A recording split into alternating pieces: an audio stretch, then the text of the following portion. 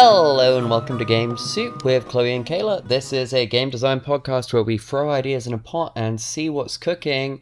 How are you doing, Chloe? Are you in another heat wave?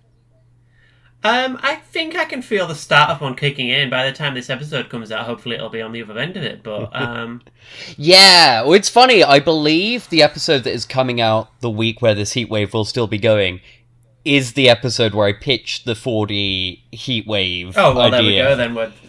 I am feeling so much better about this heat wave, though, because, I'm not moving house in the middle of it, and where I have moved to is now much better, all unpacked, and also I'm like, oh, it's better for the heat. I'm not losing it, but I am sticking indoors, probably, for the next couple of days and stuff.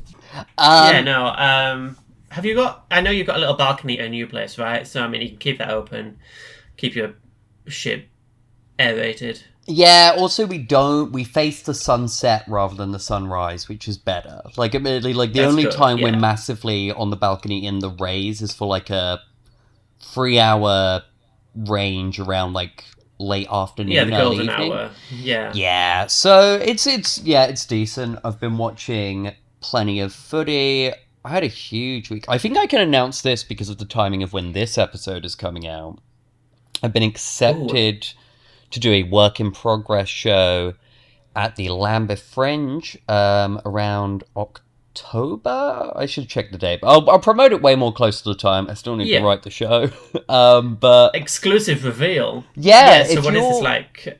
You got a 10-minute gig or what? Like, how long is it? No, it's an hour. It's a full dude. show. Yeah, I'm gonna do an hour. So I have a vague idea of what the show is gonna be about. It'll cover. It's probably mainly going to be a lot of fibromyalgia and maybe I guess trying to cover my decision to start using a wheelchair, but in a stand-up show format rather than in the sort of serious blog format. I've already done that. I was gonna say, but make it funny. Yeah, but I'm excited to explore material that I think is harder to. Oh yeah. Do in shorter sets. So I had a contractor come round to just fix a couple of things after we moved in. And I was the only one in the house. And I have, every single time a contractor has attended anything anywhere I've lived, and I've been alone since I've using a wheelchair, they will ask me why I'm in a wheelchair. And the thing is, this has never happened anytime anyone else is present. So it's so you do think there's something a bit off about that question. And I think there's something funny in that fact, but in a 5-minute set, it just creeps people out too much, and they can't reach the humour in it. 5 minutes is tell jokes, get out, but an hour you get time to settle into it. This person's actually a person and not just a thing in a wheelchair. Yeah, I also had not an early, but I had a meeting in the week about the open mic night Space for Laughs. We're going to be running in the Isle of Dogs, sort of how we're maybe going to be planning that and when we're going to be plausibly starting. So, that's probably going to be starting up late August, early September. So that'll also give me more chance to be practicing material, building strength as an MC. Probably for this show, I'll write a lot of stuff, and it will be a trialing out period. I guess with my idea of wanting to build a show and work on a show, I'm maybe this will be a show I'm doing for 3-4 years, rather than something I'm building with an aim to, say, get it to Edinburgh or tour it next year or whatever. I'm discovering my own pace for it, but also I had way too busy a week. Like I say, that Fringe applet, I needed to finalize that detail and the registration fee. I needed to have that meeting. I was still finishing off. I then had a very busy sort of social weekend because it was my dad's birthday, and Laurie had a going away party. So I don't have much else planned for the rest of the month, and I say I'm mainly planning to rest. I've been trying to finish off some of the writing for Our Destroyer this week, but, while lying down on my phone. So join us next week when we learn that Kayla's run the London Marathon or some bullshit. Yeah. Yeah, no, that's the likely arc of this. The last stuff I'm doing for Art Destroy now is just I finished the examples of play. Originally I was going to write a longer form. This is actually a question that pivots us back to game design before we kick into an actual idea. How do you feel about examples of play? Both like writing them, but also how you write them? I think I've only ever tried to write one once, and that was for Tournament Arc, and I really struggled with it. And so I think we cut it in place of just some, like, prose. Just some fiction in the book. But I struggle with it. Like, I think I'd end up doing lots of, like... It would either be too long or not long enough, and I'd want to do it for every single, like, action you can do in the game. But... yeah. How do you feel like when you read examples of play? Or is that a thing you tend to skim over when reading? I think I only ever look at them if I'm confused about a rule. Like, oh, when would I do this? But I mean, they're good for like learning RPGs as a concept. But if like it's a system I understand or whatever, and it's to change some of the verbs around, like I obviously know how to do it. But I think they're good for, like, yeah, we are making a whole new system. This is when you would do a dice roll or whatever. Yeah, it's interesting. Because for the Gallant and the Virtuous, the way I ended up approaching that example of play is because I feel like most of the individual mechanics in there are incredibly simple. The jousting's incredibly simple. The triggers and moves are really basic. The structure is very self-explanatory. So to some extent, but all the example of play is doing there is showing how it pulls together. Because it's like, I don't need to do an example for how a spotlight move works as an individual, write-out thing. But showing how a scene pulls together with scene direction, spotlight moves, the triggers at the end, that's useful. Showing... And then, like, some of the other stuff is more just, like, rounding that out. But that felt very appropriate there. And originally my idea was, oh, that's probably what I do for Our Destroyer. But then as I was trying to write it, I was just like, this doesn't need the long-form example. How this pulls together is just quite straightforward. You are role-playing. It doesn't... And then its structure is much more fiction indicated rather than, like, structural, so it doesn't need that kind of, here's how you do here. Yeah. What was more useful is I was like, I need to write, like, just, like, bullet point examples for like, certain mechanics where I feel people might get confused. So when I was like, I have bullet pointed some examples for the warning phase of Our Destroyer where it's like, a lead as a journalist warns about Offenax, a giant ancient sea serpent who's been awoken by deep-sea drilling with acidic venom. They say this happened and this is why there.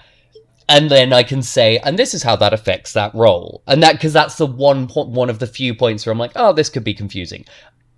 I feel like, the skill checks are already served by just having a bullet point of examples of, like, these are the things a drive check could be, where it's, like, running, fighting, trying to... Yeah, like, it just needs those more bitty, bite-sized things throughout, because it doesn't need to show the pulling together. I think an example of play can be a good, like, pace breaker. It's like, I've had a million lists now. Here's an example of play that sort of pulls all of that information we've just learned together. Yeah, and I think maybe it's because of how Our Destroyer is a pacey game. Yeah. The examples of play would have felt more destructive if I tried to do, say, a long-form, scene-by-scene example. Yeah. At some point, it just feels like padding. Yeah. It's like it's teaching you how to suck eggs. I felt like a long form example there would have been, whereas it's not. It's doing something more important in the Gallant and the Virtuous, and then there are other games where I've done different approaches. I need to write it for Drive On Stranger, which is the like noir body horror game in Absolute Monsters, and there I think I'm sort of undecided there, because that's a quite simple PBTA thing. I think I don't need examples Yeah. on a move-by-move basis because they're story-based triggers, like it's obvious when they come up, but I think I Yeah. may do a... I think I definitely need to write some examples of play for how the dealer works, because they can play threats via cards, so they'll get examples of play. And then I don't know if maybe I'll give a sort of like longer scene-by-scene one, but also... I know sometimes there's also a thing where if a story, like with Our Destroyer's Emergent, like examples of play can be useful to demonstrate, oh, here's all the different ways it could play out. But for this game, Yeah. that's more served by the last thing I need to write, which is some pre-written scenarios. Because, like, in its own way, a pre-written scenario is also kind of an example of play. Yeah, it's like, this is how you build a scenario. Yeah. Which is play itself, yeah. It's more modeling that in, I guess, a teaching sense. Like, it's a model essay or whatever. So because Our Destroyer will have that will work. But Drive on Stranger, I'm unsure. I think that's another thing of, like... I don't know, I've written so many of these games, I've written most of them, then taken a break to go write another part of the game. Which in terms of efficiency is probably bad, because it's like, if I had just written one of these games to completion, I could have sent it off to an editor in this time.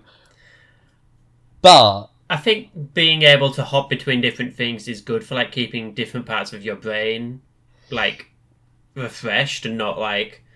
Okay, I have to sit for 10 hours in the Our Destroyer zone, and after 3 hours, I'm going to be tired of it. Yeah. But if I can hop between different things, then I can have lots of good ideas all over the spot. Yeah, I think it's good for mental discipline. I also think, like, taking a break before you finish off a game is useful for being able to, like, notice parts where you were maybe too deep into, like, oh, everyone will know what I'm thinking. Like, when I was looking back to do the examples of play, I suddenly realized a thing about, like, oh, I never mentioned how you can ask, like, 2 people to do a skill check at the same time because, like, a rock has been thrown at both of them. I should clarify that and say how that's different from when it's, like, a group skill check or whatever. Like, just those little things, and then I was like, oh, I used this one example before, and now I think about it and I realize that's pointless and I don't need to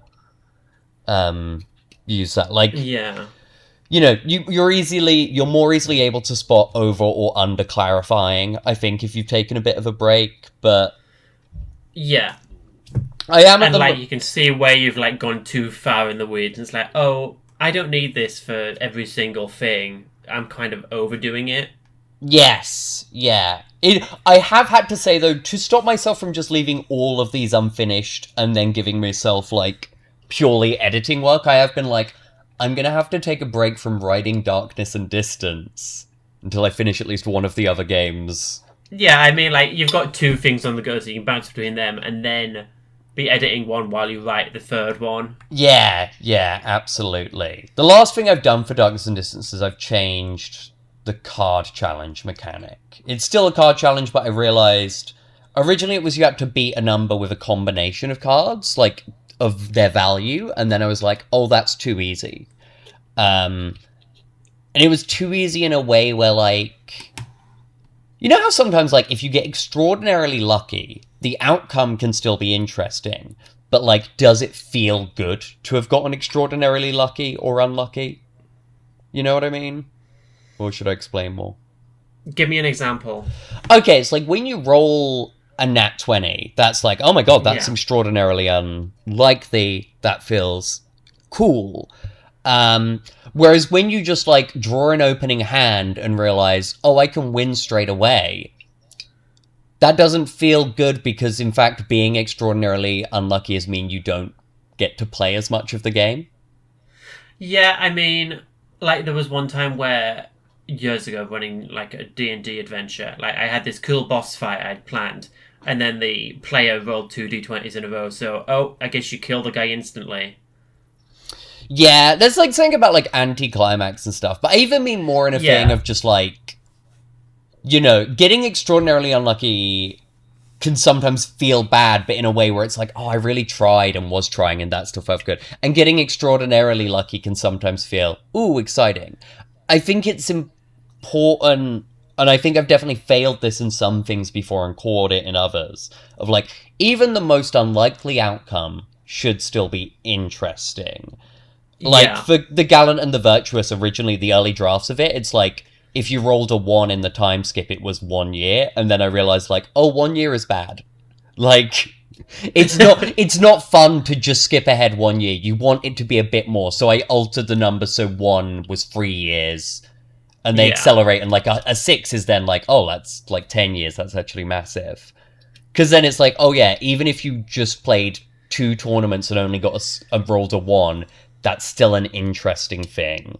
For Darkness and Distance, it's like, oh, if you, like, are always able to beat the challenges without really suffering much or losing anything, it's like, that's still interesting, because that does then tell a story of a character who, like, didn't encounter hardship and still then, you know, in one instance, like, abandons their creation or, like, goes on a murderous rampage or stuff. It's like, oh, it's interesting that, like, hardship wasn't what made them that.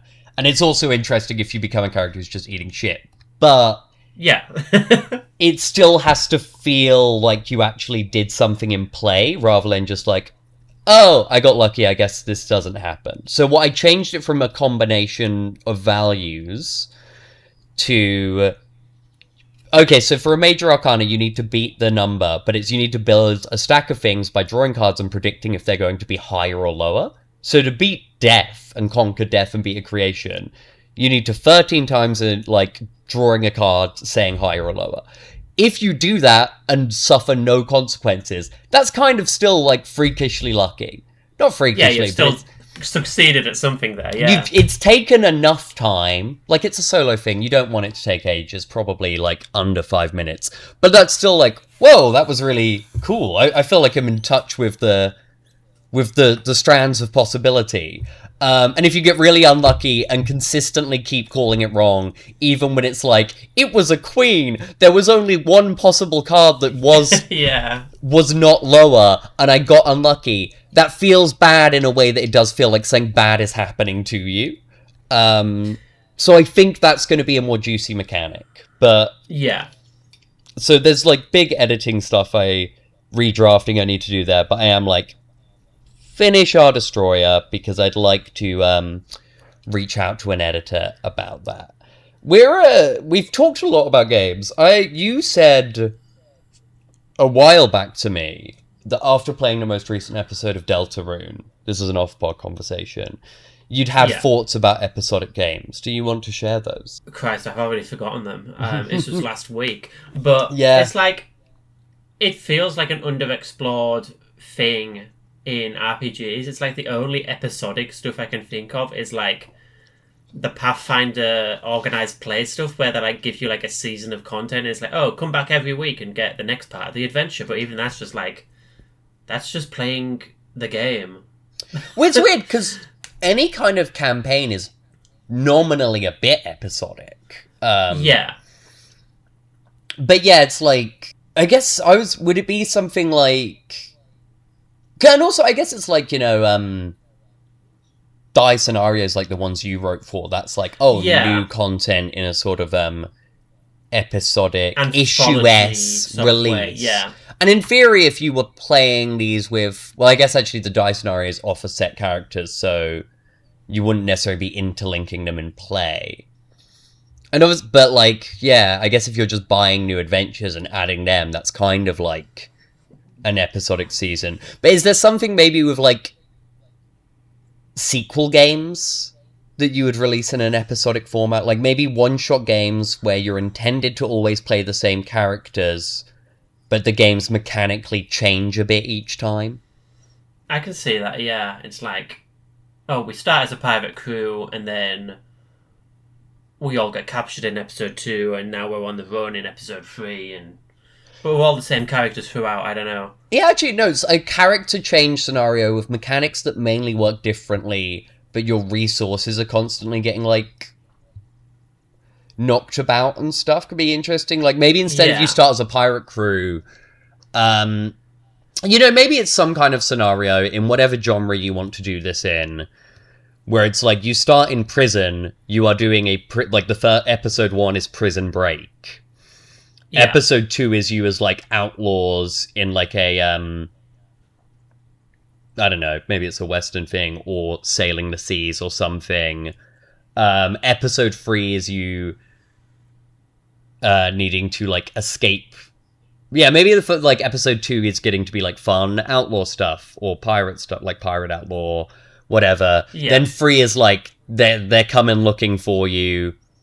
4 is you needing to recruit allies, and then 5 is some like big showdown or whatever. I can see that, yeah. Like, I think I'd prefer to like buy that as a single book rather than like episodic, get it monthly. But I can see that as like, oh, I get sent the next chapter in the mail or something. That could be fun. Actually, and this is an interesting thing, because the other problem, I guess, with episodic stuff is, yeah, it's like, are you just making it all and holding it back to drip feed it? I guess it relates a bit to, like, collection stuff. I was thinking about my Patreon, which I post some stuff on, but it doesn't massively grow, and I was also like, I think for all of the reasons to have a Patreon, I'm not sure I'm necessarily accomplishing any of them with it. Like, it makes some money, but it's not a money-making thing, and it probably won't be with how I pay attention to it. It isn't necessarily where I have my most diehard fans. Like, I feel I get more engagement on social media, in-person conversations, or, like, playtesting, or even my newsletter.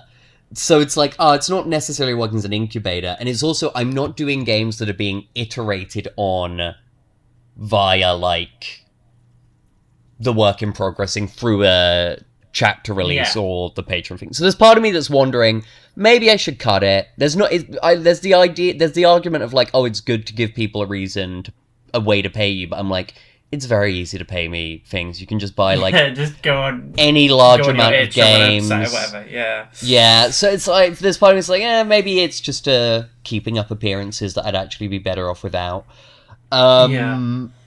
That was more I'd thought, but I was like, oh, if you were doing some kind of subscription platform for the digital releases of this, I can see that on like a Patreon or something. It's like, yeah, and then in the build up to like once like after episode 6 is there, after the finale episode or whatever, you are taking it as a finished book to Kickstarter, and in theory you've also built up maybe a community of people who were experiencing this episodically as it came out, like kind of in the way I guess episodic games work in video games.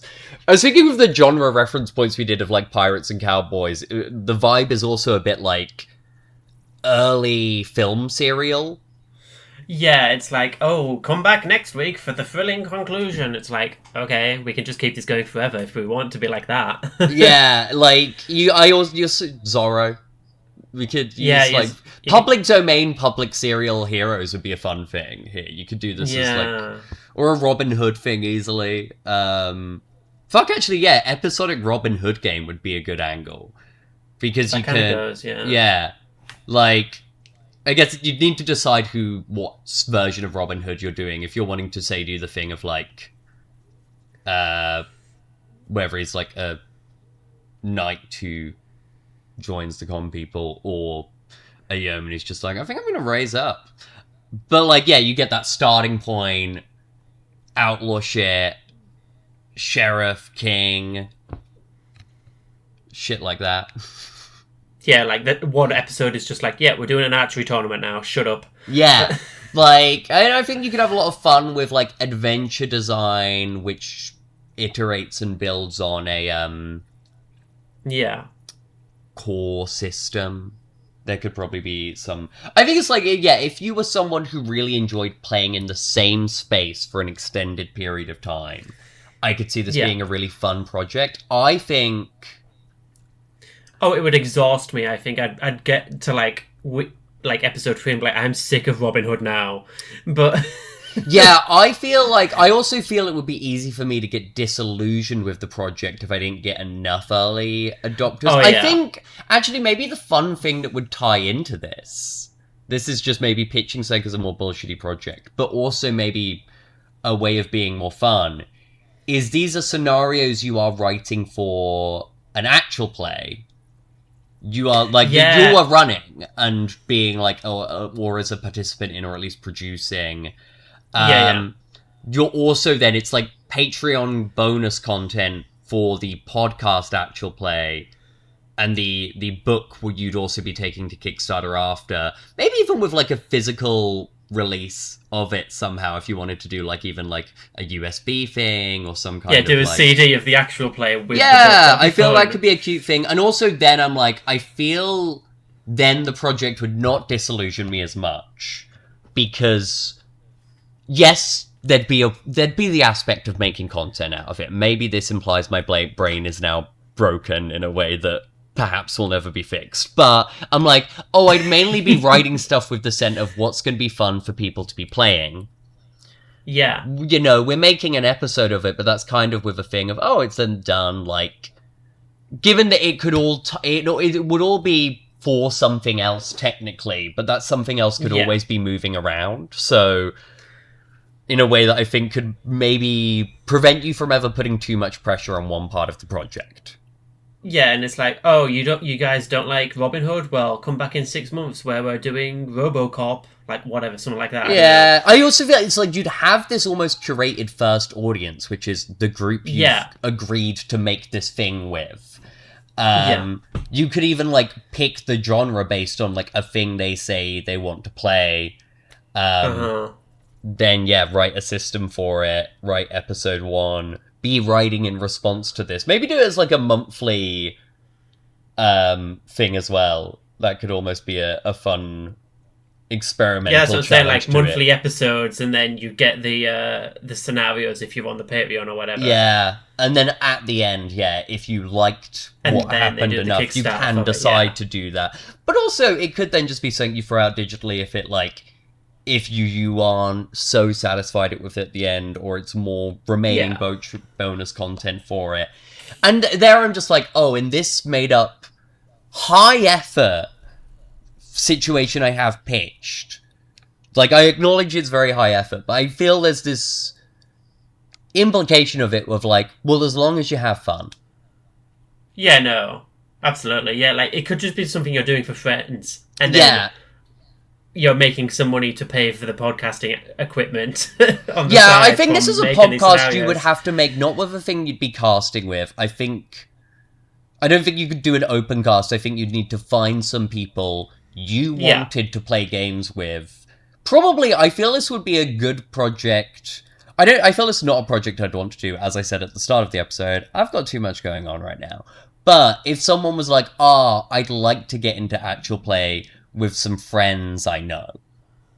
Yeah. This would almost be if someone came to me and said, Chloe, would you be on this podcast? Absolutely. Would I write all the scenarios and shit? Probably not. But, like, I'd like to be involved in this, because it sounds cool. Yeah. I feel you could, I feel like for me, it could be probably fun if I wanted to get, like, I don't know, stand-up friends or something to do some, like, lower monthly commitment with me. And just be, like, using a different things. Like, say, not going to do that.